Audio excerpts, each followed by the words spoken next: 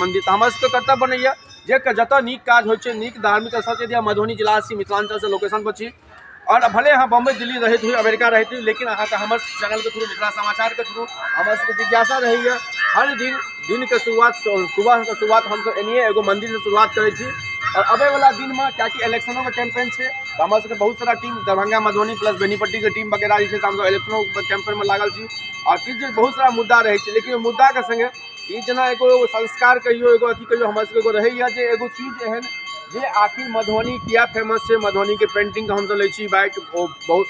अहाँ किछु दिन पहिने 15 दिन 20 दिन पहिने देखने रहौं कि जो वाइफ हस्बैंड के भारत रत्न से पद्मश्री से अवार्ड जे भेटलनि ओहि दुनू परिवार के। तो कहे के मतलब एहन मतलब अहाँ यदि कतौ नहीं रही तो बाबा के नगरी यदि अहाँ जाइ छी, काशी विश्वनाथ जाइ छी, ओनिए जे छै से दोसर यदि अहाँ काशी के दर्शन करै छी तो अहाँके एहिठाम आबि सकै छी। भवानीपुर के प्रांगण में ई लोकेशन छै और हमर टीम हिंदी और मैथिली